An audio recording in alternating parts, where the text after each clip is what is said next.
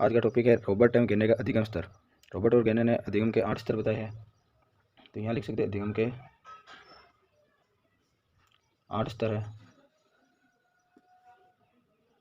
1 से 3 मानव एवं पशु और 3 से 8 केवल मानव। रॉबर्ट एवं गेने का मानना है कि अधिगम पशु भी कर सकते हैं और मानव भी कर सकते हैं, लेकिन इन्होंने केवल 3 ही अधिगम स्तर बताए हैं जिसमें पशु कर सकते हैं। तो हम एक श्रृंखला बनाएंगे, उसमें आटो का अध्ययन करेंगे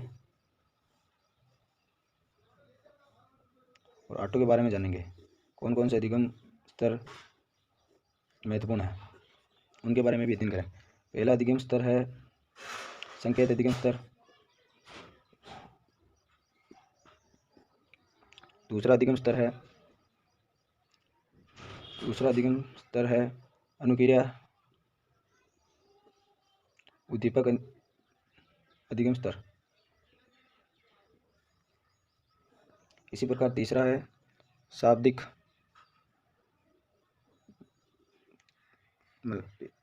तीसरा स्तर है श्रृंखला अधिगम स्तर। चौथा है शाब्दिक अधिगम स्तर और पांचवा है बहुविवेचनात्मक अधिगम स्तर।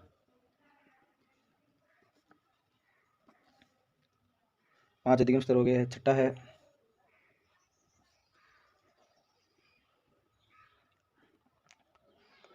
संप्रत्यय अधिगम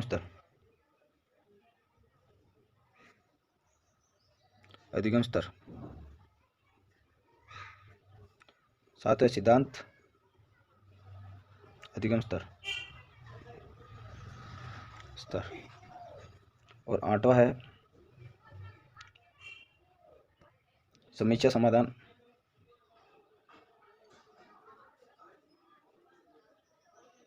अधिगम स्तर। पहला है जो सबसे निम्न अधिगम स्तर है, निम्न स्तर, और आठवां है उच्च स्तर। अगर पहला होगा तो ही दूसरा होगा, डायरेक्ट दूसरा नहीं हो सकता, और दूसरा होने से ही तीसरा होगा। ये स्टेप वाइज चलेंगे। हम पहले को प्राप्त करेंगे, फिर दूसरे को, फिर तीसरे को, फिर चौथे को। इस तरह स्टेप वाइज चलना पड़ेगा। तो हम इन सभी के बारे में अध्ययन करेंगे। तो पहला है संकेत अधिगम स्तर।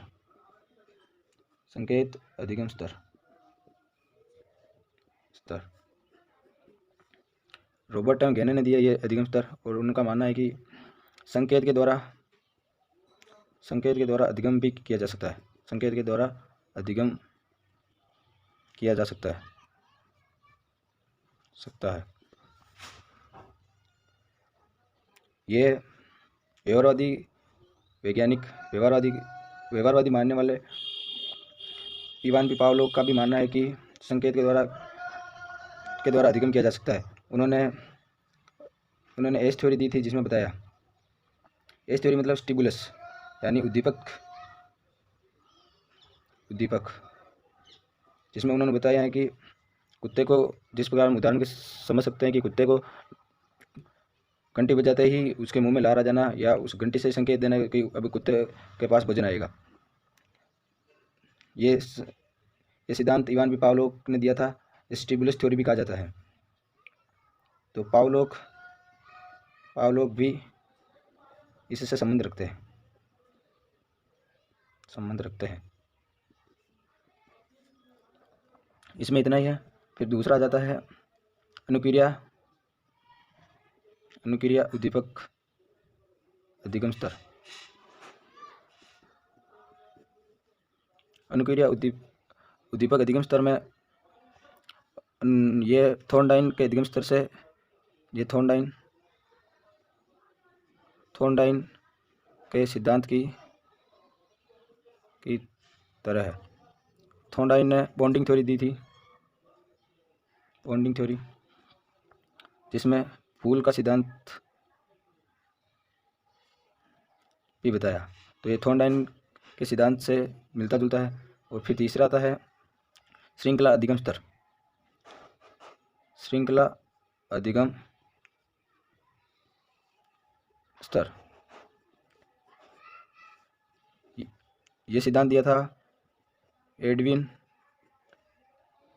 ने दिया था, और उन्होंने कहा था कि श्रृंखला के द्वारा अध्ययन करना, और श्रृंखला के द्वारा अध्ययन किया जाता है, जिसमें उन्होंने श्रृंखला के बारे में कहा है कि जिस प्रकार हम इस प्रकार लिखते हैं, उदाहरण के लिए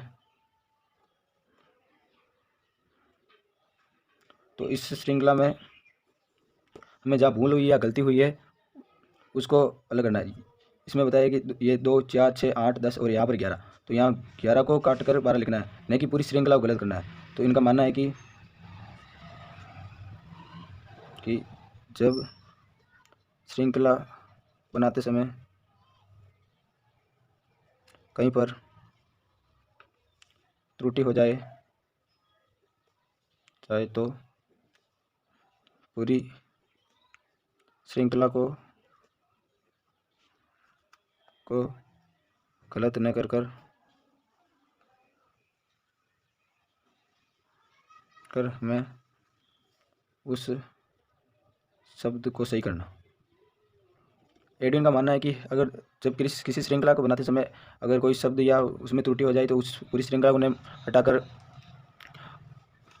हटाकर किस शब्द को सही तरीके से लिखना। श्रृंखला अधिगम हो गया। फिर आता है शाब्दिक अधिगम स्तर, तो चौथा आ गया। अब जो भी आ रहे हैं वो केवल मनुष्य ही करते हैं। तो शाब्दिक अधिगम स्तर, शाब्दिक अधिगम स्तर को समझेंगे। शाब्दिक अधिगम स्तर में शब्दों के द्वारा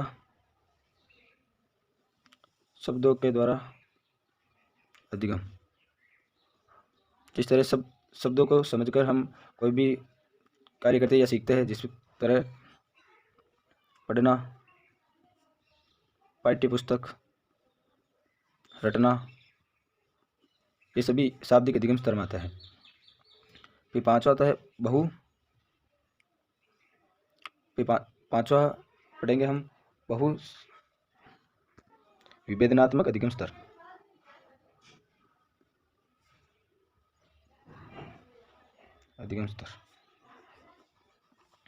बहु विभेदनात्मक अधिगम स्तर मतलब एक ही शब्द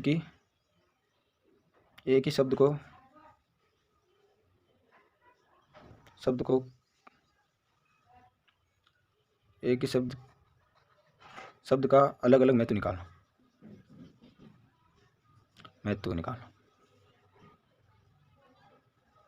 जिस प्रकार कनक, तो कनक क्या है? कनक एक कनक का अर्थ है ततुरा, दूसरे कनक का अर्थ होता है सोना। तो इस तरह एक ही शब्द है लेकिन अर्थ अलग अलग निकल रहे हैं। इसी प्रकार ये बहुविभेदनात्मक अधिगम स्तर है, इसका भी ज्ञान होना चाहिए। फिर आता है संप्रत्यय अधिगम स्तर। इसको समझेंगे। संप्रत्यय अधिगम स्तर होता क्या है? इसका अध्ययन हमारे मस्तिष्क में होता है। संप्रत्यय का अर्थ होता है, संप्रत्यय का अर्थ हम लिख सकते हैं कि संप्रत्यय क्या है? तो संप्रत्यय में हमारे मस्तिष्क में बनने वाला चित्र,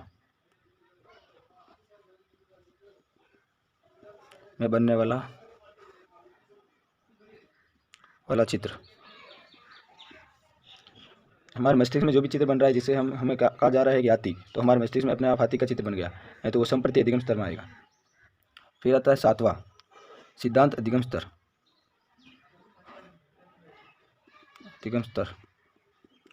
सिद्धांत अधिगम स्तर क्या है? सिद्धांत अधिगम स्तर में हम देखेंगे कि सिद्धांत के द्वारा हमें अध्ययन कराया जाता है। सिद्धांत के द्वारा हमें सिखाया जाता है। तो सिद्धांत के द्वारा हमें सिखाया जाता है वो आता है सिद्धांत अधिगम स्तर। जिस प्रकार हम किसी गेंद को हवा में उछाल रहे हैं और वो वापस नीचे आ रही है, तो ये किसके कारण हो रहा है? तो ये गुरुत्वाकर्षण के कारण हो रहा है। तो ये सिद्धांत के द्वारा या हमें सिखाया गया है कि गुरुत्वाकर्षण के कारण किसी भी चीज़ को ऊपर फेंकने से नीचे आती है। फिर आठवां आता है समस्या समाधान अधिगम स्तर। इसमें हम हमारी बुद्धि, चिंतन और मनन के द्वारा और ज्ञान के द्वारा, बुद्धि, चिंतन, मनन एवं ज्ञान के द्वारा किसी भी समस्या किसी भी समस्या का समाधान करते हैं तो ये समस्या समाधान स्तर। तो इसमें रॉबर्ट एवं गेने ने 8 प्रकार बताए हैं और 8 प्रकार को हम इस तरह से समझ सकते हैं कि पहला क्या है, दूसरा क्या है। हम एक बार वापस देखेंगे कि 8 को किस तरह समझा। पहला संकेत अधिगम स्तर, अनुक्रिया उद्दीपक अधिगम स्तर, श्रृंखला अधिगम स्तर, शाब्दिक अधिगम स्तर, बहुविवेचनात्मक अधिगम स्तर, संप्रति अधिगम स्तर, सिद्धांत अधिगम स्तर और समस्या समाधान अधिगम स्तर। तो हम ये देखेंगे कि ये पांचों संज्ञानवादी का मानना है, संज्ञानवादी का, और ये तीनों व्यवहारवादी। तो संज्ञानवादी कौन से मानते हैं और व्यवहारवादी कौन से मानते हैं, उसका भी ध्यान रखना है। हमें एग्जाम में ये भी पूछा जा सकता है कि किस प्रकार बहुविवेचनात्मक अधिगम स्तर, तो उसके बारे में पूछा जा सकता है कि उसके ऊपर कौन से 8 तीनों उसके बराबर या उसके आगे क्या है, तो उसके बारे में पूछा जा सकता है। तो एक क्वेश्चन ले लेते हैं कि किस प्रकार क्वेश्चन पूछा जाता है। क्वेश्चन है, इनमें से सबसे निम्न अधिगम स्तर कौन सा है। तो हम ए लिख सकते हैं बहुविवेचनात्मक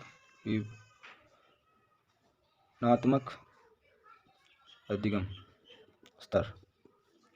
दूसरा ले सकते हैं सिद्धांत अधिगम स्तर। तीसरा ले सकते हैं संकेत अधिगम स्तर। और चौथा ले सकते हैं अनुक्रिया उद्दीपक अधिगम स्तर। तो इसमें ऑप्शन कौन सा सही होगा, तीसरा, संकेत अधिगम स्तर। तो मैं इसमें राउंड वाइज याद करना है कि पहला कौन सा है, दूसरा कौन सा है, तीसरा कौन सा है। इस प्रकार हमें ये सभी याद करना है। तो आज का टॉपिक यहीं खत्म होता है।